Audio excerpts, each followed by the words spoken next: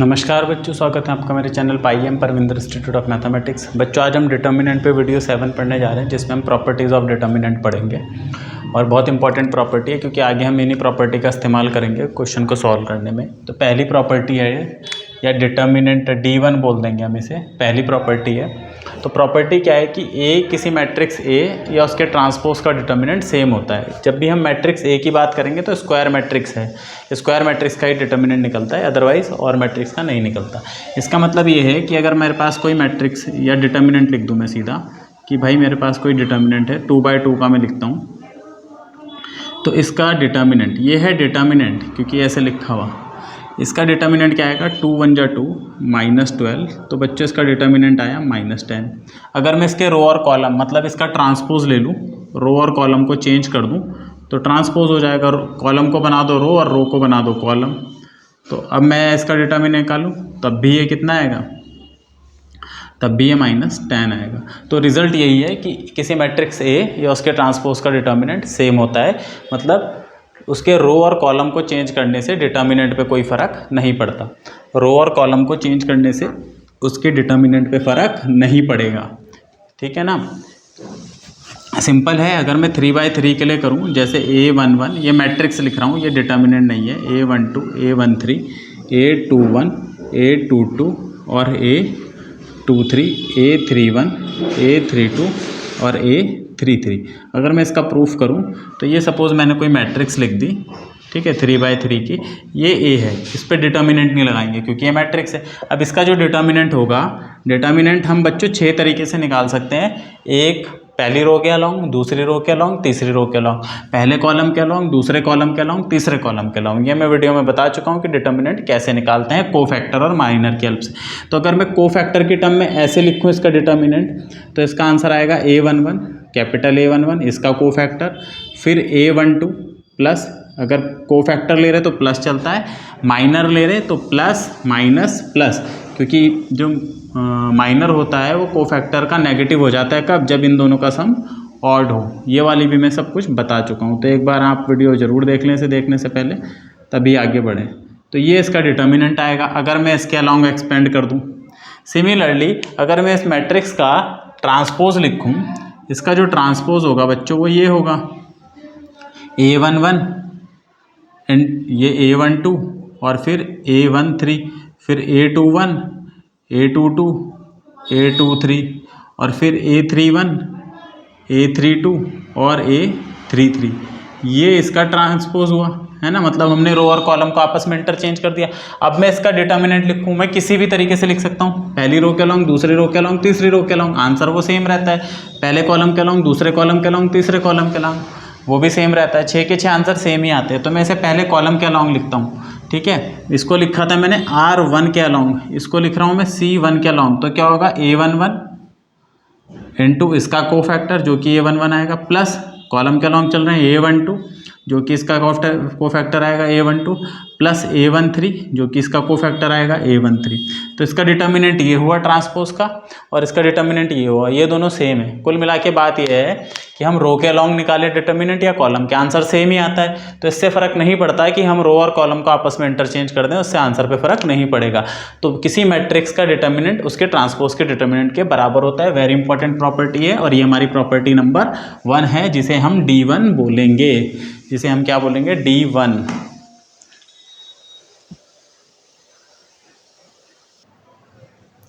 बच्चों, ये इसकी सेकंड प्रॉपर्टी है डिटर्मिनेंट की। अगर हम किसी मैट्रिक्स या किसी डिटर्मिनेंट के दो रो को चेंज कर दें आपस में, पिछले वाले में था रो और कॉलम इंटरचेंज करना है, रो को कॉलम बना दो, कॉलम को रो। इसमें थोड़ा सा ध्यान देंगे, 2 रो मतलब 2 रो को आपस में बदल दें, उनकी पोजीशन बदल दी। जैसे एक मैं 3/3 की मैट्रिक्स लिखता हूँ, 2 3 1 4 1 0 0 2 1, ठीक है। मैं इसके डिटर्मिनेंट निकालूँ अगर, तो इसका डिटर्मिनेंट आएगा, इस 2 को लिखा, किसी के भी इस रो के अलॉन्ग चल रहे हैं, 2 को लिखा, इसको और इसको छोड़ा, 1 0 2 1, तो 1 0 2 1, माइनस 3 को लिखा, ठीक है, इसको और इसको छोड़ा, 4 0 0 1 4 0 0 1 और प्लस 1 को लिखा, फाइनल वाले इसको लिखा, इसको 4 1 0 2 4 1 0 2। और अगर हम ये सॉल्व करें तो आएगा 1 1 जा 1 माइनस 0, तो 1, तो 2 इंटू 1 माइनस 0 माइनस 3, ये हो जाएगा 4 माइनस 0 +1, ये हो जाएगा 8 - 0। तो अगर हम ये आंसर देखें तो कितना आएगा, 2 × 1 = 2, -3 × 4 = 12, माइनस का और 8 प्लस का 8, तो 8 और 2 10, माइनस का 2 आया। अगर मैं इसकी कोई दो चेंज कर दूं, मतलब इनकी पोजीशन चेंज कर दूं, या तो इन दोनों को चेंज कर दूं, किसी भी दो रो को, है ना। तो सपोज़ मैं पहली दो को चेंज कर देता हूँ, इनकी पोजीशंस चेंज कर देता हूँ। 4 1 0 को ले आता हूँ ऊपर, 4 1 0, और इसको ले आता हूँ नीचे 2 3 1, और थर्ड वाले को चेंज नहीं करा, 0 2 1, ये एज इट इज़ है। तो अब देखते हैं इसका डिटर्मिनेंट क्या आएगा। ये सपोज डिटर्मिनेंट ऑफ ए था और ये डिटर्मिनेंट ऑफ बी है, क्योंकि हमने रो चेंज कर दी, हम देखना चाहते हैं क्या फ़र्क है, सेम तो होगा नहीं। तो देखते हैं क्या है, तो इसको हम निकालते हैं। तो वैसे ही निकालेंगे, क्या करेंगे, 4 को लिखा इसको और इसको छोड़ा, इस रो और कॉलम को, 3 1 2 1 3 1 2 1, -1 को लिखा, ठीक है, इसको और इसको छोड़ा, 2 1 0 1 2 1 0 1, और फाइनली ये तो 0 बन जाएगा, 0 से मल्टीप्लाई होके जो भी एंट्री आएगी ये वाला 0 बना देगा। तो ये हो जाएगा बच्चों, 3 1 = 3 -2, तो 4 × 3 - 2, -1, 2 × 1 - 2 × 0, और वो तो 0 हो ही गया। तो ये हो जाएगा 4 1 = 4, माइनस का 2, तो विच इज़ इक्वल टू 2।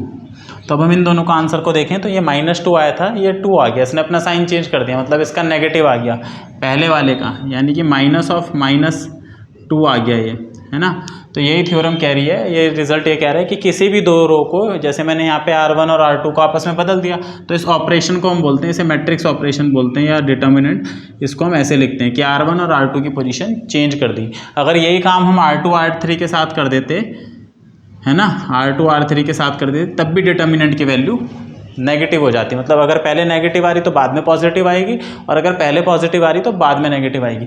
यही काम अगर मैं कॉलम के साथ कर देता, C1 को C2 की जगह पे ले आता, या फिर C2 को C3 की जगह पे ले आता, मतलब कोई दो कॉलम इंटरचेंज कर देता, तो आंसर हमारा नेगेटिव हो जाता है। एक चीज़ इसमें बच्चों ध्यान देने वाली ये है कि अगर हम 2 बार ऑपरेशन लगा दें, जैसे मैंने पहले यहाँ पे इन दोनों को चेंज करा, फिर से मैं इन दोनों को चेंज कर दूँ, अगर इसके बाद एक और मैं नया लगाऊं ट्रांसफॉर्मेशन, कि पहले तो मैंने जैसे इन दोनों की पोजीशन चेंज कर दी, अब फिर मैं इन दोनों की पोजीशन चेंज कर रहा हूं, तो यहाँ मेरा आंसर कितना आ गया था, 2, एक बार मैंने चेंज करा। अगर मैं इन दोनों की पोजीशन चेंज कर दूं, 4 1 0, अब मैं इन दोनों को चेंज कर रहा, 0 2 1, और ये 2 3 1, तो ये मैंने दूसरा चेंज कर दिया, 2 बार रो को चेंज कर दिया, तो इसका जो आंसर आएगा वो इसका नेगेटिव आ जाएगा, वो -2 आ जाएगा। तो कुल मिला के अगर हम एक बार रो को चेंज करेंगे आपस में तो नेगेटिव बन जाएगा, लेकिन अगर 2 बार करेंगे तो फिर प्लस आ जाएगा। तो 2 बार चेंज करके हम वहीं आ जाएंगे घूम फिर के।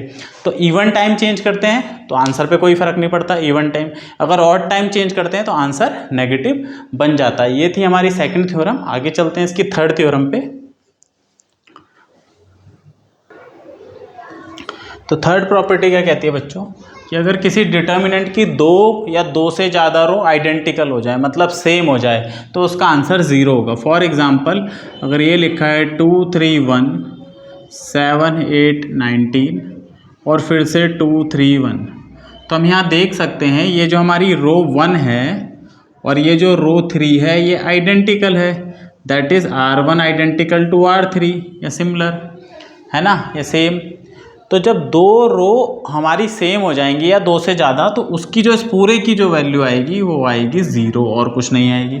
देख लेते हैं इसे वेरीफाई करके, है ना। 2 को लिखा हमने, ये वाला डिटर्मिनेंट बनाया 8 19 3 1 माइनस, फिर हम 3 को लिखते हैं, इसको और इसको छोड़ते हैं 7 19 2 1, और फिर प्लस हम 1 को लिखते हैं, इसको और इसको छोड़ते हैं 7 8 2 3 7 8 2 3। हम इसकी वैल्यू कैलकुलेट करते हैं तो ये हो जाएगा 2 8 - 57, तो 2 टाइम 8 - 57, फिर -3, फिर हो जाएगा 7 - 38, तो 7 - 38, और फिर हो जाएगा +1 और 21 - 16, 21 - 16।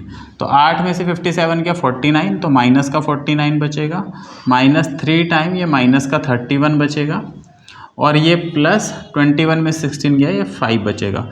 तो 49 × 2 माइनस का 98, ये प्लस का 93, और ये प्लस का 5, तो ये माइनस का 5 और ये प्लस का 5 इक्वल टू 0। तो ये जो थ्योरम हमें बताती है, ये बताती है कि अगर किसी डिटर्मिनेंट की या किसी मैट्रिक्स की 2 या 2 से ज़्यादा रो एक जैसी हो जाएं, बिल्कुल आइडेंटिकल हो जाएं, तो उसका आंसर 0 आएगा। या कॉलम, जितनी प्रॉपर्टी रो के लिए हैं वो सारी की सारी प्रॉपर्टी कॉलम्स के लिए ट्रू हैं। इसका कारण ये है क्योंकि हमने सबसे पहली जो थ्योरम पढ़ी है, रो और कॉलम को इंटरचेंज करने पे डिटर्मिनेंट पे कोई फर्क नहीं पड़ता, उसका बिहेवियर में कोई फर्क नहीं आता, उसका नेचर वैसे ही रहता है। तो इसीलिए जितनी प्रॉपर्टी रोज के लिए है वही सारी की सारी प्रॉपर्टी कॉलम पे भी एज इट इज काम करेगी। तो ये हमें बताती है कि 2 या 2 से ज़्यादा रो अगर आइडेंटिकल हो जाएं तो उसके आंसर पे कोई फर्क नहीं पड़ेगा। तो अगर हम इसका प्रूफ करना चाहें तो प्रूफ हम ऐसे कर सकते हैं कि सपोज हमारी कोई मैट्रिक्स है ए, ठीक है ना, ए हमारी 3/3 की कोई मैट्रिक्स है, या सिंपल डिटर्मिनेंट लिख दें अगर हम A11 A12 A13 A21 A22 A23 और A31 A32 और A33, इसमें कोई 2 आइडेंटिकल होगी, कोई भी 2 आइडेंटिकल अज्यूम कर लेते हैं। तो इस और इसको आइडेंटिकल अज्यूम कर लेते हैं, मतलब ये दोनों सेम हो गई, कोई सी भी कर सकते हैं, फ़र्क नहीं पड़ेगा। और ये आइडेंटिकल हो गई, सपोज हमारी R1 और R3 आइडेंटिकल है। तो अगर मैं इसे इसके एक्सपेंड अलोंग करूँ, ठीक है ना, इसके अलोंग एक्सपेंड करूं, तो आंसर मान लिया मेरा डिटर्मिनेंट ए आ रहा, सिंपल इसका डिटर्मिनेंट ये है। ऑल्सो वी नो दैट, हमें ये भी पता है कि अगर हम इन दोनों को इंटरचेंज कर दें, अभी हमने पिछली थ्योरम पढ़ी थी कि 2 रो को अगर इंटरचेंज कर दो, एक को दूसरी की जगह पे ले आओ और दूसरी को उसकी जगह पे ले आओ, तो आंसर हो जाता है नेगेटिव। तो अब मैं इसकी रो को इंटरचेंज कर देता हूँ, मतलब इसको इसकी जगह ले आता हूँ और इसको इसकी जगह, तो फ़र्क तो नहीं पड़ेगा कोई। देखो A11 उठा के यहाँ रख दिया, A12 उठा के यहाँ रख दिया, A13 उठा के यहाँ रख दिया, इसी तरह इसे उठा के यहाँ रख दिया, इसे उठा के यहाँ रख दिया और इसे उठा के यहाँ रख दिया, और ये वाला ऐसे ही रहा A21 A22 और A23। तो टेक्निकली तो हमने इसे चेंज कर दिया, लेकिन है तो सेम। आंसर क्या आना चाहिए था, पहला वाला रिजल्ट क्या था कि अगर हम इसे चेंज कर दें तो इसका आंसर नेगेटिव ए आना चाहिए, इसका आंसर माइनस में आना चाहिए। तो ये प्लस ए, देखो सेम चीज़ है, सेम डिटर्मिनेंट, इसका आंसर प्लस ए भी है, इसका आंसर माइनस ए भी है। तो मतलब एक चीज़ अपने ही नेगेटिव के बराबर कब होती है, अगर मैं लिखूँ x equal to minus X, तो तभी पॉसिबल हो सकता है कि x plus X equal to 0 और x इक्वल टू 0। 0 इकलौता ऐसा नंबर है जो अपने नेगेटिव के बराबर हो सकता है, और तो कुछ हो नहीं सकता। तो ये भी डिटर्मिनेंट ए के बराबर सेम चीज़, ये नेगेटिव के बराबर। तो हम यहाँ से अगर दोनों को ऐड भी करें तो इस साइड हमें 0 मिल जाएगा, ये 2 टाइम मिल जाएगा, या सिंपल कह सकते हैं कि डिटर्मिनेंट ए फिर डेफिनेटली 0 होगा, इस केस में और कुछ नहीं हो सकता। तो ये थी हमारी थर्ड थ्योरम। फोर्थ थ्योरम की तरफ बढ़ते हैं। प्रॉपर्टी 4 D4, ये क्या बोलती है कि अगर हम किसी डिटर्मिनेंट की रो या कॉलम, मैंने जितनी पहले ही बोला है कि सारी की सारी थ्योरम रो के लिए जो हैं वो कॉलम पे भी अप्लाई हो जाएंगी, कॉलम में भी वही चीज़ करेंगे तो फ़र्क नहीं पड़ेगा। तो किसी डिटर्मिनेंट की रो को अगर हम किसी नंबर से मल्टीप्लाई कर दें, फॉर एग्जाम्पल ये है जैसे मेरे पास 2 3 1 4 1 0 1 1 2, ये मेरे पास एक, मैं इसका डिटर्मिनेंट देखता हूँ क्या आएगा। सपोज़ इसका डिटर्मिनेंट ए है, तो इसकी जो वैल्यू आएगी बच्चों देख लेते हैं कितनी आएगी। इसको और इसको छोड़ा, मैं डायरेक्ट लिख रहा हूँ 2 × 2 - 0, तो ये हो गया। -3 को लिखा, इसको और इसको छोड़ा, 4 × 2 = 8 - 0, तो ये 8 हो गया। +1 को लिखा, इसको और इसको छोड़ा, 4 - 1 यानी कि 3 हो गया। तो इसकी वैल्यू आएगी 4 - 24 + 3 -20 और +3, तो -79। अब हम एक नई मैट्रिक्स नया डिटर्मिनेंट बनाते हैं B, जिसमें हम क्या करते हैं, कोई भी एक रो पिक कर लेते हैं मर्जी से। इसको मान लो मैं 5 से मल्टीप्लाई कर देता हूँ या 4 से मल्टीप्लाई कर देता हूँ, किसी भी नंबर से। तो मैंने इसे 5 से मल्टीप्लाई कर दिया सपोज, तो 2 3 1, इसमें कुछ नहीं करा। या इसी को कर देते हैं 5 से मल्टीप्लाई, 5 2 = 10, 5 3 = 15 और 5 1 = 5, किसी को भी कर सकते हैं, है ना। 4 1 0 1 1 2। एक चीज़ ध्यान देने वाली है यहाँ पे कि ये मल्टीप्लाई हम ज़बरदस्ती नहीं कर देंगे कि ये थी इसको ये बना दिया तो सेम हो गया, नहीं। मैं ये कह रहा हूँ अगर हमारे पास एक ऐसा डिटर्मिनेंट है और एक और ऐसा डिटर्मिनेंट है, मुझे दिख रहा है कि इसकी 2 रो तो सेम है, लेकिन ये वाला जो है ये इसका 5 टाइम है, बस इसमें इतना फ़र्क है कि ये इसका 5 टाइम है पहली रो का। तो क्या मैं इसकी हेल्प से इसका आंसर बता सकता हूँ? ये वो थ्योरम हमें बता रही है। हाँ बता सकते हैं। अगर ये वाली रो 5 टाइम है इस वाली रो का और बाकी सब सेम है तो इसका जो आंसर आएगा वो 5 टाइम ऑफ -17 आएगा। ये हमें रिजल्ट बता रहा है। तो देखो कैसे कर सकते हैं सब। अगर मैं इसका डिटर्मिनेंट निकालूँ तो क्या हो जाएगा, 10 इसको और इसको छोड़ा 1 × 2 यानी कि 2, फिर तो 0 हो जाएगा। -15 इसको और इसको छोड़ा तो यह आ जाएगा बच्चों 8 - 0, तो 8 - 0 यानी कि 8, फिर +5, ठीक है, इसको और इसको छोड़ा 4 - 1, तो ये कितना हो गया, 10 × 2 20, -15 8 जा 120 और ये हो गया बच्चों 5 3 जा 15, तो ये आ जाएगा माइनस का 120 माइनस का 85। तो ये देखो 5 टाइम ऑफ -17 आया, 5 टाइम ऑफ -17। तो यही थ्योरम बता रही है हमें कि अगर कोई डिटर्मिनेंट है उसकी कोई रो हम किसी पर्टिकुलर नंबर से मल्टीप्लाई कर दें तो उसके डिटर्मिनेंट में कितना टाइम आ जाएगा, उतने टाइम चेंज आ जाएगा। तो अगर मेरे को ये दिख रहा था कि दोनों रो तो सेम है, बस इसमें 5 का मल्टीपल बन गया, तो मैं सीधा सीधा यहाँ से भी लिख सकता था कि बी तो भाई 5 टाइम ऑफ ए है, बी जो है 5 टाइम ऑफ ए है। इसी को अगर हम किसी और नंबर से मल्टीप्लाई कर देते के से, और दूसरा हम इसे ऐसे भी लिख सकते हैं। जो इंपॉर्टेंट चीज़ है वो अब निकल के आएगी, जो हमें यूज़ करनी पड़ती है डिटर्मिनेंट में, वो ये है कि मैं इस रो में देख रहा हूँ 5 कॉमन है, ये सारे 5 के मल्टीपल हैं, तो मैं इसको ऐसे लिख सकता हूँ सीधा सीधा, 5 मैं कॉमन ले लूँगा यहाँ से, 5 × 2, 5 × 3 और 5 × 1, बाकी ऐसे ही रहेगा 4 1 0 1 1 2। अब अगर किसी रो में कोई नंबर कॉमन है तो उसे हम बाहर निकाल सकते हैं, तो ये 5 बाहर आ जाएगा, ये ऐसे हो जाएगा 2 3 1 4 1 0 और 1 1 2। तो डिटर्मिनेंट में हमारे पास एक सुविधा ये है कि अगर कोई नंबर किसी रो में कॉमन है तो उसे बाहर निकाल देंगे, अगर कॉलम में कॉमन है तो भी बाहर निकाल देंगे, एक रो से बाहर निकलता है। जबकि मैट्रिक्स में हम ऐसे नहीं कर सकते थे। अगर ये मैट्रिक्स होती बच्चों, अगर ये मैट्रिक्स होती, इस पे अगला रिजल्ट आने वाला है, अगर ये मैट्रिक्स होती, देखो मैट्रिक्स अगर ये है तो फिर हम इसे ऐसे नहीं लिख सकते कि मैं इसका 5 बाहर निकाल दूं और इसे ऐसे लिख दूं, फिर ये गलत हो जाएगा, फिर ये अनुचित हो जाएगा, ये गलत है। मैट्रिक्स में क्या होता है, मैट्रिक्स में सब में कॉमन होना चाहिए, सारी एंट्री में कॉमन होना चाहिए, सारी एंट्री में कॉमन होना चाहिए। डिटर्मिनेंट में केवल एक रो में कॉमन है तो बाहर निकाल देंगे, या केवल एक कॉलम में कॉमन है तो बाहर निकाल देंगे। मैट्रिक्स में ऐसा नहीं होगा। इसका उल्टा भी ट्रू है कि डिटर्मिनेंट में अगर एक नंबर बाहर है तो मैं इसे सबसे मल्टीप्लाई नहीं करूँगा, मेरी मर्जी है, मैं किसी भी रो से या तो इससे मल्टीप्लाई कर दूँ, अगर इससे मल्टीप्लाई कर दिया सबको, इसको अंदर ले गए तो 10 15 5 हो जाएगा, इनसे मल्टीप्लाई नहीं होगा, या मैं इसे इससे भी मल्टीप्लाई कर सकता हूँ, यहाँ से हटा के मैं इससे मल्टीप्लाई कर दूँ 25 और 0 होगा किसी एक से, या मैं किसी एक कॉलम से कर सकता हूँ, सबसे नहीं करूँगा डिटर्मिनेंट में, मैट्रिक्स में सबसे होगा। तो ये बहुत बड़ा डिफरेंस है, इसका ध्यान रखेंगे कि मैट्रिक्स में सबसे होता है जबकि डिटर्मिनेंट में केवल किसी एक रो या एक कॉलम से होता है। तो ये इसका था, मैं इसको प्रूफ भी कर देता हूँ, सिंपल सा प्रूफ है इसका, अगर पूछा जाए तो आप बता सकते हो, है ना। कोफैक्टर वाली हम इसमें डेफिनेशन लगा देंगे। तो हमें पता है कि अगर हमारे पास कोई एक डिटर्मिनेंट है, जनरल फॉर्म लिखनी होती है प्रूफ के लिए, A11 A12 A13 A21 A22 A23 A31 A32 और A33, ठीक है, ये मेरे पास है। तो इसका डिटर्मिनेंट क्या आएगा भाई, इसका डिटर्मिनेंट आएगा by cofactor A11 capital A11 plus A12 capital A12 plus A13 capital A13 by the R1 के अलॉन्ग हमने अगर इसे एक्सपेंड करा, on expanding along R1 we get this. Now किसी एक रो को मैं K से मल्टीप्लाई कर देता हूँ, सपोज इसे ही कर देता हूँ, तो मैं नया वो लिखता हूँ KA11 KA12 KA13, ठीक है, एक मिनट,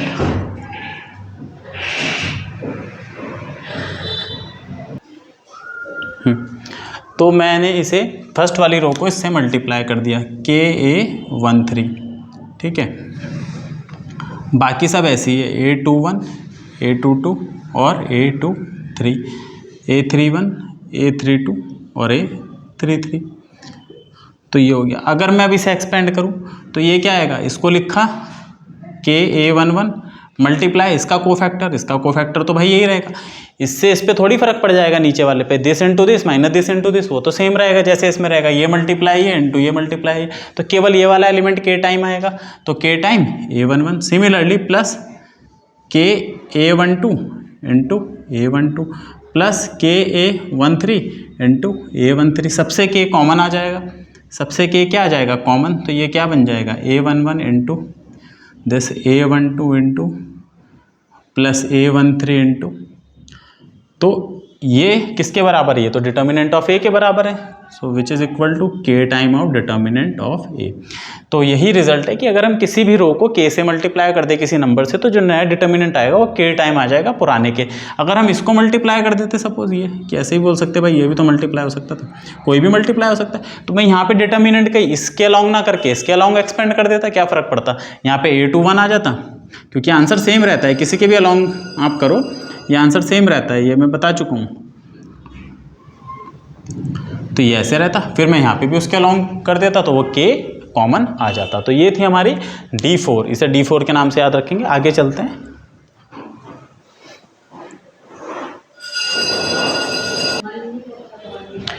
बच्चों D4 पे हमारा एक कोरोलरी है। कोरोलरी होता है जो उस थ्योरम से ही एकदम निकल के आ रहा होता है, उसे बोलते हैं कोरोलरी, कि वो थ्योरम का ही कोई स्पेशल पार्ट है या पर्टिकुलर पार्ट है। तो जो पिछली थ्योरम हमने पढ़ी थी उसके बेस पे हमें ये प्रूफ करना है कि k time of A equal to k to the power n of A, where n is a order of matrix and a order of matrix मतलब उसमें n rows and n column है। For example अगर मेरे को बोल दिया जाए एक 3×3 की मैट्रिक्स है और यहाँ पे लिख दिया जाए 4 टाइम ऑफ डिटर्मिनेंट ऑफ ए की वैल्यू बताओ, तो इसकी वैल्यू होगी 4 की पावर 3 इंटू ए का डिटर्मिनेंट। मतलब ये कितनी बार बाहर आएगा, अगर इसे बाहर निकालना है डिटर्मिनेंट से तो ये उतनी बार बाहर आएगा जितना मैट्रिक्स का ऑर्डर होता है। अगर मैट्रिक्स का ऑर्डर 3 है तो 3 बार बाहर आ जाएगा, अगर मैट्रिक्स 4×4 की है तो 4 आ जाएगा, 5×5 की है तो 5 आ जाएगा। इसका कारण क्या है, इसको पहले प्रूफ कर लेते हैं, फिर हम इस पर एक दो अच्छे क्वेश्चन करेंगे। तो इसका प्रूफ सिंपल है, हमारी जो मैट्रिक्स है ए वो है n/n की, तो उसे हम ऐसे लिख सकते हैं। पहले मैं मैट्रिक्स से लिख देता हूँ, A11 A12 A13 dot dot dot A1n, n/n की मैट्रिक्स बनेगी ना, A21 A22 A23 dot dot dot A2n, है ना, एंड सो ऑन। तो इसमें पहला कॉलम, दूसरा कॉलम, तीसरा कॉलम, nth कॉलम, पहली रो, दूसरी रो, तीसरी रो, nth रो पे जाके ख़त्म हो जाएगी। तो an1, ये पहली रो थी तो A11 A21 an1 an2 an3 और डॉट डॉट डॉट ann, तो इस तरीके से ख़त्म हो जाएगी ये, ठीक है ना, है ना। तो n/n की मैट्रिक्स होगी, मतलब इसमें n रोज और n कॉलम है। तो ये मैट्रिक्स है, इसका कोई डिटर्मिनेंट होगा क्योंकि स्क्वायर मैट्रिक्स है। तो सपोज इसका डिटर्मिनेंट हमें कुछ भी मान लेते हैं, इसका डिटर्मिनेंट यही है ना, ये इसकी वैल्यू x मान लेते हैं कि इसकी वैल्यू कुछ x आएगी। अब के ए निकालना है, के ए का मतलब ये जो के है ये मैट्रिक्स से मल्टीप्लाई हो रहा है ए से, तो जब मैं निकालूंगा के ए, तो के ए जब निकालूंगा तो इसके सारे के सारे एलिमेंट के से मल्टीप्लाई हो जाएंगे। मैट्रिक्स में क्या होता है, सबसे मल्टीप्लिकेशन होता है, सबसे मल्टीप्लिकेशन होगा, तो ये ऐसे बन गई पहली रो। दूसरी रो क्या बनेगी, दूसरी रो भाई हमारी ये बन जाएगी। और सिमिलरली nth रो क्या बनेगी, के A1n के N1 सॉरी के AN2 और डॉट डॉट डॉट के ANn, ये nth रो बनेगी बच्चों इसकी, है ना, ये इसकी nth रो बनेगी। तो ये देखो के ए का मतलब यहाँ पे है के का मल्टीप्लिकेशन, इसे बाद में डिटर्मिनेंट निकालना है। तो जब मैं इसका डिटर्मिनेंट निकालूंगा, मतलब इसको डिटर्मिनेंट में चेंज करूंगा, तो इस मैट्रिक्स का मैं डिटर्मिनेंट जब निकालूंगा ये ऐसे हो जाएगा, डिटर्मिनेंट लेंगे और हमें ये पता है कि डिटर्मिनेंट में हम एक रो से ही बाहर लेते हैं। मैं यहाँ से के कॉमन ले लूँगा, तो पहले मैं यहाँ से कॉमन लूँगा के, तो यहाँ पे हो जाएगा के की पावर 1, भाई कॉमन ले लिया ना के। फिर मैं दूसरे से भी कॉमन ले सकता हूँ इसी तरीके से, तो यहाँ से क्या कॉमन लूँगा तो ये के स्क्वायर हो जाएगा क्योंकि के इंटू के हो जाएगा। फिर तीसरी से लूँगा तो के क्यूब बनेगा। इसी तरीके से मैं कितनी बार कॉमन ले सकता हूँ, n टाइम, तो ये के की पावर n बनेगा और ये सारे हमने कॉमन ले लिए 1 बाय 1। डिटर्मिनेंट से जब कॉमन लेते हैं तो एक एक करके लेते हैं। मैट्रिक्स से कॉमन आएगा तो पूरा कॉमन आएगा, तो यहाँ पर ये मैट्रिक्स से मल्टीप्लाई हो रहा है, मतलब ये मैट्रिक्स की हर रो से मल्टीप्लाई हुआ, इससे इससे इससे। लेकिन जब हम डिटर्मिनेंट निकालेंगे तो एक एक से कॉमन आएगा, यहाँ से कॉमन आया, यहाँ से कॉमन आया, एन टाइम कॉमन आएगा, और फिर जब सब कॉमन ले लिया तो ये पूरा क्या बन गया, ये तो ए का डिटर्मिनेंट ही बन गया। तो यहाँ से हमारा रिजल्ट आया के डिटर्मिनेंट ऑफ के की power n time of determinant of A. तो ये हमारा रिजल्ट आया। ये कोरोलरी बहुत इंपॉर्टेंट है, इस पर कुछ शॉर्ट क्वेश्चन पूछे जाते हैं, अच्छे क्वेश्चन पूछे जाते हैं। जैसे आपसे पूछ लिया जाए कि भाई डिटर्मिनेंट ऑफ ए 3/3 की एक मैट्रिक्स है और आपको डिटर्मिनेंट दे दिया ए का 4, और ये क्या है 3/3 की मैट्रिक्स है, ऐसे बोल देगा, ये बोल देगा ऑर्डर ऑफ ए इज 3। अब आप ये बताओ 3 टाइम ऑफ ए बताओ, तो बच्चों इसका फॉर्मूला है, ये 3 कितनी बार बाहर आएगा, इसकी पावर बनेगी 3 की पावर 3, और ये डिटर्मिनेंट ऑफ ए जितना इसका ऑर्डर होगा, तो बस 3 की पावर 3 × 4 हो जाएगा, निकाल लेंगे ऐसे, है ना। तो ये रिजल्ट हमें ये बता रहा था। एक प्रॉब्लम इस पे कर लेते हैं जो बुक में दी है। एक हमें डिटर्मिनेंट दिया है 2/2 का 11, 20, 31, 40, 11, 20, 31, 40 ये हमें दिया है, ठीक है। ये डिटर्मिनेंट ऑफ ए दिया है और हमसे ये बोला है 3a = k, 3a का determinant equal to k time of A, ये ऐसा एक हमें कंडीशन दे दी। Then what is the value of k, k की वैल्यू बतानी है। अब हमें ये पता है कि ये 3 कितनी बार बाहर आएगा भाई, 3 कितनी बार बाहर आएगा, एक ऑर्डर कितना है 2/2 का, तो हमें अगर मैं ऐसे खोलूँगा तो ये 3 का स्क्वायर बनेगा और ये ऐसे बनेगा। रिजल्ट तो ये कहता है जो हमने पीछे पढ़ा कि ये कितनी बार बाहर आएगा, जितना इसका ऑर्डर है, एक ऑर्डर 2 है, तो इसकी वैल्यू इसके बराबर है। और ये दे रखी किसने, k × a के बराबर, k × इसके बराबर, ये वैल्यू इसके बराबर दी थी ना, और ये इसके बराबर आ रही। तो इन दोनों को जब हम कंपेयर करेंगे तो इससे तो हमें कुछ लेना देना नहीं है, कट जाएंगे दोनों भाई, ये इसको डिवाइड में जाके काट देगा, तो k = कितना आ जाएगा 9। तो मतलब हमें इसे एक्सपेंड करने की ज़रूरत नहीं है, हम सीधा ही इसे निकाल सकते हैं बाय रिजल्ट। तो अब आगे चलते हैं इसकी थ्योरम पे।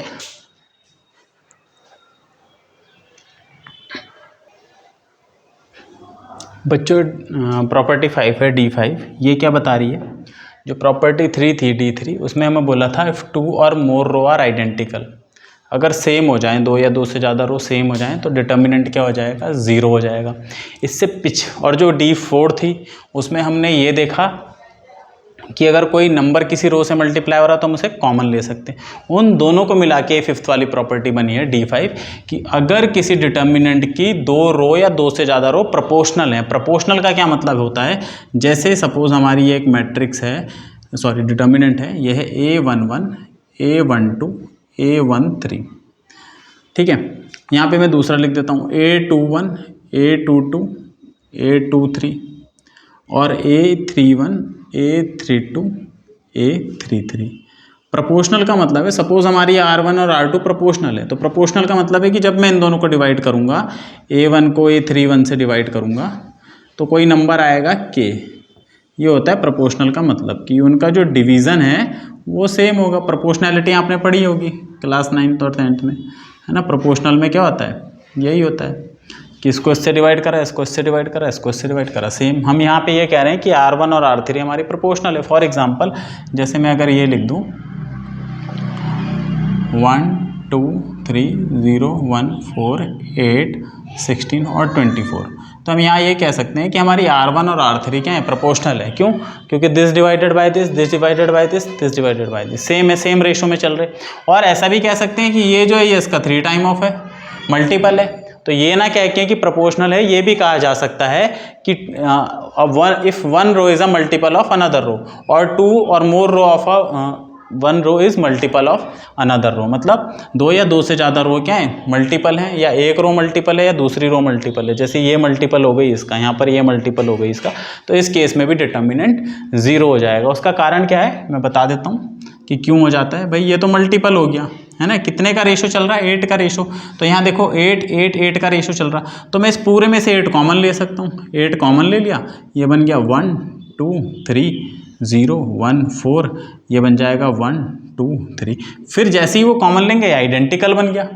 ये कॉमन किससे लिया, पिछली वाली प्रॉपर्टी से D4 से, और ये आइडेंटिकल बन गया, ये 0 हो जाएगा। ये किससे कह रहे हैं? D3 से कह रहे हैं। तो अगर हम D3 और D4 को मिला दें, D3 थी आइडेंटिकल रो 0 बना देगा, आइडेंटिकल रो होती है तो 0, और D4 था कि अगर कोई नंबर कॉमन आ रहा तो वो कॉमन ले सकते हैं। तो D3 और D4 को मिला दें तो ये वाला हमारा बन जाता है कि अगर कोई रो प्रोपोर्शनल है ना, या मल्टीपल है किसी दूसरी रो का, तो उसका आंसर डेफिनेटली 0 ही आएगा।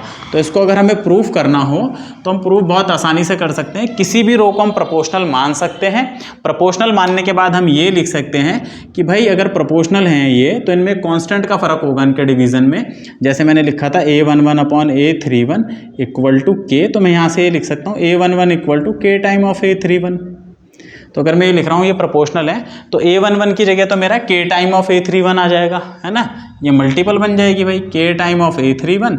इसी तरह ये बन जाएगी K टाइम ऑफ A32, और ये बन जाएगी K टाइम ऑफ A33।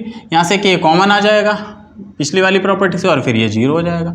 तो ये हमारी फिफ्थ प्रॉपर्टी है। अगर प्रोपोर्शनल हो जाए, 2 हो जाए या तीनों ही हो जाए प्रोपोर्शनल। तो एक और प्रॉपर्टी हमें बता रही है कि डिटर्मिनेंट कब 0 होगा। एक अगर आइडेंटिकल हो जाए, दूसरा अगर वो प्रोपोर्शनल हो जाए। यही काम हम कॉलम पे भी अप्लाई कर सकते हैं। आगे चलेंगे इसकी अगली प्रॉपर्टी पे। D6 बच्चों ये है, मैंने स्टेटमेंट की फॉर्म में नहीं लिखा, सीधा सीधा लिख दिया है। 3/3 के लिए लिखा है, 2/2 के लिए भी ट्रू है, और किसी के लिए भी ट्रू है कि अगर हमारा कोई डिटर्मिनेंट ऐसा है कि ये किसी रो में देखो कुछ एंट्री ऐड हो रही है, यहाँ पे α1 ऐड हो रहा है, यहाँ पे α2 ऐड हो रहा है, यहाँ पे α3 ऐड हो रहा है। तो हम इसको 2 डिटर्मिनेंट में ब्रेक कर सकते हैं। किस तरीके से? जिसकी बाकी की रो सेम रहेगी। 2 डिटर्मिनेंट लिख दें, ये दोनों R2 और R3 सेम है, क्योंकि ये किसी के सम के फॉर्म में नहीं थी। केवल पहली रो जो थी सम थी, किस किस का? इन दोनों का, इन दोनों का, इन दोनों का। तो इसकी जो पहली रो बनेगी उसके फर्स्ट एलिमेंट्स बनेंगे, प्लस जो इसकी दूसरी रो बनेगी वो α1 α2 α3 बनेगा, है ना।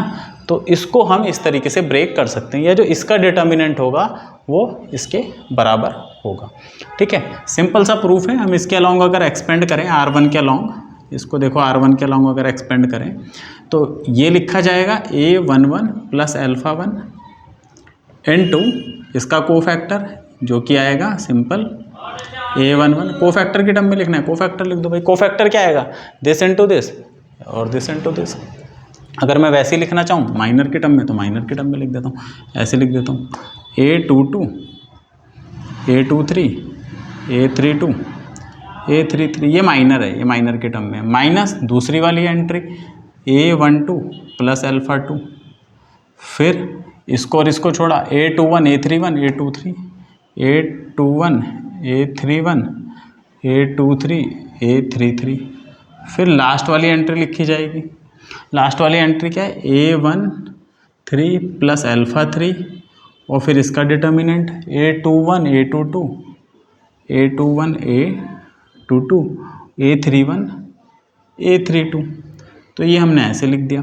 अब यहाँ देखो, इसको अलग अलग ब्रेक कर देते हैं। ये इससे भी मल्टीप्लाई हो जाएगा और α1 से भी मल्टीप्लाई हो जाएगा। तो हम इसको ऐसे लिख सकते हैं A11 into A22 A23 A32 A33। ये अल्फ़ा वाली एंट्री में बाद में लिखूंगा। इसी तरह ये इससे मल्टीप्लाई हो जाएगा A12 A21 A23 A31 A33 plus इसी तरह ये इससे मल्टीप्लाई हो जाएगा A13 और फिर determinant A21 A22 A31 A32। ठीक है, तो पहले मैंने ये भाई जैसे डिस्ट्रीब्यूटिव लॉ होता है, अगर ये मल्टीप्लाई में तो एक बार इससे मल्टीप्लाई होगा, एक बार अल्फा से। अब अल्फा वाली लिख दूंगा। तो पहले तो इसे देख लेते हैं, ये क्या बन गया। यही तो डिटर्मिनेंट ये है, इसका डिटर्मिनेंट है, यही तो हुआ ना। A11 this into this, this into this, A12 minus का। तो इसको तो हम लिख सकते हैं बच्चों ये वाला डिटर्मिनेंट। सपोज ये हमारा A1 है, तो इसको हम लिख सकते हैं A1 का डिटर्मिनेंट, है ना। और ये हमारा A2 है, इसकी जो वैल्यू आएगी वो A2 है। तो अब यही काम α1 के साथ होगा भाई। A11 की जगह अब α1 चलेगा, है ना। तो प्लस α1 इंटू ये वाली टर्म माइनस α2 मैं लिख नहीं रहा हूँ, फिर ये वाली टर्म प्लस α3 ये वाली टर्म। तो ये इसका डिटर्मिनेंट बन जाएगा। तो कुल मिला के अगर कोई भी रो, ये पहली रो, दूसरी रो, तीसरी रो, दो चीज़ का सम बन रही है तो हम उस पूरे डिटर्मिनेंट को ब्रेक कर सकते हैं दो सम में। कई बार हमें ऐसा करना पड़ता है, आगे जब हम क्वेश्चन करेंगे तो देखेंगे कई बार हमें ये रूल भी अप्लाई करना पड़ता है। यही काम हमारे अगर कॉलम में, तो कॉलम के लिए भी ये किया जा सकता है। तो आगे चलते हैं अब इसकी प्रॉपर्टी पे।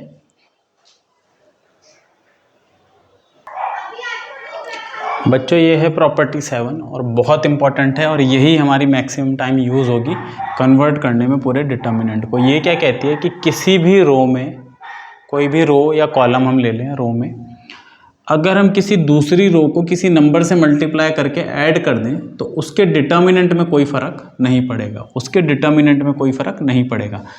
फॉर एग्ज़ाम्पल जैसे मैं एक डिटर्मिनेंट बनाता हूँ 3 2 5 1 0 7 9 2 और -4 3। अगर मैं इसमें इस डिटर्मिनेंट में इसकी किसी भी रो में, मान लो मैं पहली रो ले लेता हूँ, इस पहली रो में इस थर्ड वाली रो को 4 से मल्टीप्लाई करके ऐड कर दूँ तो क्या कर रहा हूँ, ये जो पहली रो है इसको हम ऐसे लिखेंगे R1 में हम चेंज कर रहे हैं, ये चेंज का सिंबल है। और क्या चेंज कर रहे हैं कि R1 में 4 टाइम ऑफ R3 जोड़ रहे हैं। तो इसे हम ऑपरेशन बोलते हैं, एलिमेंट्री ऑपरेशन, जो हम किसी मैट्रिक्स पे लगा, डिटर्मिनेंट पे लगा सकते हैं। तो 1 0 7 इसमें तो कुछ नहीं कर रहे, इसमें भी कुछ नहीं कर रहे, किस में कर रहे, पहले वाले में कर रहे। क्या कर रहे, 4 से इसे मल्टीप्लाई करा, 4 9 जा 36 और इसमें जोड़ दिया तो 36 और 3 39। 4 से मल्टीप्लाई करा, 4 2 जा 8 और इसमें जोड़ दिया 10 और 4 से इसे मल्टीप्लाई करा, 4 3 जा -12 और 5 में जोड़ दिया -7। तो जो इसका आंसर आएगा, जो जिसका आंसर आएगा वो सेम रहेगा। तो ये प्रॉपर्टी हमें ये कहती है कि किसी भी रो को किसी पर्टिकुलर नंबर से मल्टीप्लाई करो और किसी दूसरी रो में जोड़ दो तो आंसर पे कोई फ़र्क नहीं पड़ेगा। या कॉलम के साथ भी ये करें ऑपरेशन तो उस पर कोई फ़र्क नहीं पड़ेगा। आप इसे वेरीफाई कर सकते हैं, आप इसका डिटर्मिनेंट निकालें, आप देखेंगे सेम आ रहा। मैं इसे बता देता हूँ कि क्या है, बहुत सिंपल सा इसके पीछे एक लॉजिक है, तो हम देख लेते हैं वो लॉजिक क्या है जिससे ये प्रूफ होता है। तो सपोज मैं इस डिटर्मिनेंट की कोई भी रैंडम रो, मान लो R3 को R1 में जोड़ देता हूँ, तो बाय अप्लाइंग, है ना, हम क्या कर रहे हैं, R1 में चेंज कर रहे हैं। कैसा चेंज कर रहे हैं, R1 में k टाइम ऑफ R3 हमने ऐड कर दिया। कुछ भी कर सकते हैं, R2 में भी कर सकते हैं, R3 में भी, किसी में भी कर सकते हैं। बस एक चीज़ ध्यान देंगे, जिससे मल्टीप्लाई हो रहा उसी में नहीं जोड़ देंगे कि R3 में चेंज कर रहे k टाइम ऑफ R3 कर दिया से, ये गलत हो जाएगा। ये रो को जिसको मैंने मल्टीप्लाई करा है वो किसी और में ऐड होगी, ठीक है, उसमें नहीं ऐड होगी, उसके लिए नहीं है, उससे अलग रो के लिए।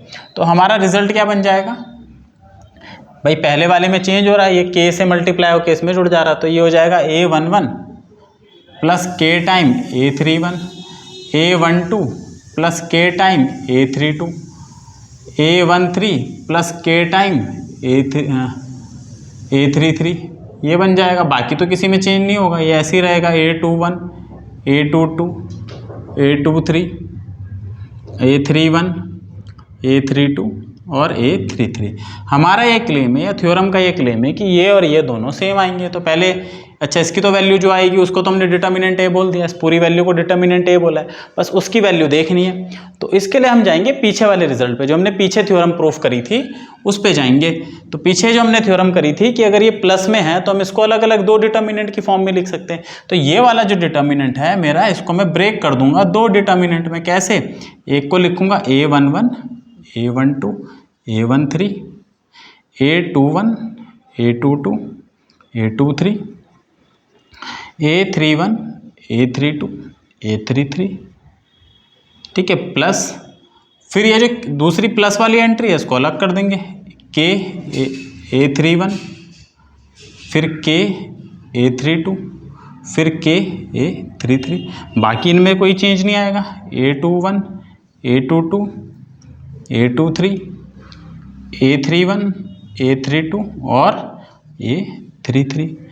और ये जो हमें पता है डिटर्मिनेंट में D4 से कि भाई ये जो K है इसे हम कॉमन ले सकते हैं, ये सारा का सारा K पूरे इससे कॉमन आ जाएगा, तो इसे बाहर निकाल सकते हैं।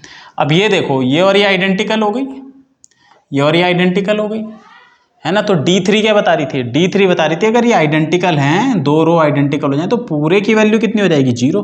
तो इस पूरे की वैल्यू 0 हो जाएगी, मतलब ये हो जाएगा हमारा K टाइम 0। तो कुल मिला के ये रिजल्ट 0 है। तो हम पे आंसर क्या बचा, यही बचा जो सेम था। तो ये कुछ और नहीं है, ये पिछली प्रॉपर्टी का ही है। तो हर प्रॉपर्टी जो है पहली प्रॉपर्टी से दूसरी बनी, दूसरी से तीसरी, तीसरे से चौथी एंड सो ऑन। तो इस तरीके से हम 7th प्रॉपर्टी पे पहुंच गए कि अगर हम किसी भी रो में दूसरी रो को कुछ मल्टीप्लाई करके ऐड कर दें तो हमारे रिजल्ट पे कोई फर्क नहीं पड़ेगा। एक इसकी लास्ट प्रॉपर्टी है जो मैं बताने जा रहा हूँ और उसके बाद ये प्रॉपर्टी फिनिश हो जाती है।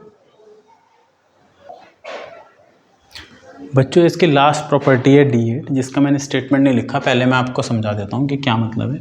सपोज ये हमारी कोई मैट्रिक्स है डिटर्मिनेंट है, तो इसका डिटर्मिनेंट ये आएगा और डिटर्मिनेंट का फार्मूला हमें पता है कोफैक्टर के टर्म में A11 इनटू इसका कोफैक्टर। इसका मतलब है इस A11 को छोड़ा ये जो हम कोफैक्टर लेते हैं माइनर का साइन चेंज करके, तो A11 कैपिटल A11 इसका कोफैक्टर, A12 इसका कोफैक्टर, A13 इसका कोफैक्टर। यहाँ ध्यान दो ये सबस्क्रिप्ट सेम है, ये मैंने पहले वीडियो में भी बताया था, ये सेम है। अगर मैं फर्स्ट रो के अलॉन्ग कर रहा हूँ, अगर मैं सेकंड के अलॉन्ग कर रहा हूँ तो A21 इसका कोफैक्टर जिसको 21 बोलेंगे, ये और ये। तो अगर ये सेम है दोनों, ये जो है सब्सक्रिप्ट जो है सेम है, तो इसका आंसर इस डिटर्मिनेंट A के बराबर आएगा जो भी डिटर्मिनेंट होगा। तो यहाँ मैंने इन जनरल ऐसे लिखा है भाई, यहाँ पहली रो भी हो सकती है, दूसरी रो भी हो सकती है, तीसरी भी हो सकती है, कोई भी हो सकती है। तो AI1 AI1, AI2 AI2, AI3 AI3। अगर ये सेम है तो आंसर सेम आएगा, अगर मतलब डिटर्मिनेंट ही आएगा। रो के अलॉन्ग ना चले, कॉलम के अलॉन्ग चल लें। कॉलम में चलेंगे तो ऐसे A11 capital A11, A21 capital A21, A31 capital A31। मतलब अगर हम कॉलम के अलॉन्ग चले, कॉलम फिक्स रखें तो A1J capital A1J, A2J capital A2J, A3J capital A3J। तो ये जो हमें वैल्यू देते हैं डिटर्मिनेंट देते हैं, है ना। लेकिन अगर इसमें हम चेंज कर दें थोड़ा सा, क्या चेंज कर दें कि एलिमेंट तो हम ये ले लें A11, A12, A13 और कोफैक्टर ले लें हम इसके किसी और रो के, जैसे A21, A22, A23, तो आंसर 0 आएगा। मतलब किसी रो के एलिमेंट को किसी दूसरी रो के कोफैक्टर के साथ मल्टीप्लाई करने पे हमारा आंसर 0 आएगा। ये भी एक रिजल्ट है। किसी एक पर्टिकुलर रो को उसके दूसरी रो के कोफैक्टर के साथ, कोई भी हो, इसके एलिमेंट और इसके कोफैक्टर को मल्टीप्लाई करके सम लें तो 0, इसके एलिमेंट इसके कोफैक्टर को मल्टीप्लाई करके सम लें तो 0। तो यही रिजल्ट हमें ये बता रहा है कि ये एलिमेंट दूसरी रो के और कोफैक्टर दूसरी रो के, तो सम कितना आएगा 0। इसे ऐसे लिखा जाएगा बच्चों AI1 AK1, AI2 AK2, AI3 AK3 equal to 0 if I not equal to K। मतलब अगर ये इसके बराबर नहीं है, ये सबस्क्रिप्ट इसके बराबर नहीं है, ये अलग अलग हैं, तो सम 0 होगा। ये रिजल्ट है हमारा। आप इसे वेरीफाई करके देख सकते हो, कोई भी मैट्रिक्स ले सकते हो, सिंपल सी, बहुत सिंपल सा प्रूफ है। ये जनरल भी कर सकते हो, मैं उस पर नहीं जा रहा हूँ। कोई भी मैट्रिक्स लें, उसके कोफैक्टर से मल्टीप्लाई करें, जैसे ऐसे ही करेंगे। इसको लिखा ये इनटू ये, इसको लिखा ये इनटू ये वाला, और इसको लिखा जैसे हम लेते हैं, और फिर क्या करें, एलिमेंट ये लें और कोफैक्टर किसी दूसरे के लें, तो हमारा आंसर आप देखोगे 0 आएगा। तो 8वां रिजल्ट ये था। तो ये वीडियो थी हमारी प्रॉपर्टीज़ ऑफ डिटर्मिनेंट में, जिसमें हमने 8 प्रॉपर्टी पढ़ी और इन 8 प्रॉपर्टी के बेस पे हम आने वाले क्वेश्चन को डील करेंगे। तब तक के लिए बाय बाय। मेरे चैनल को लाइक करें, सब्सक्राइब करें। Thank you so much.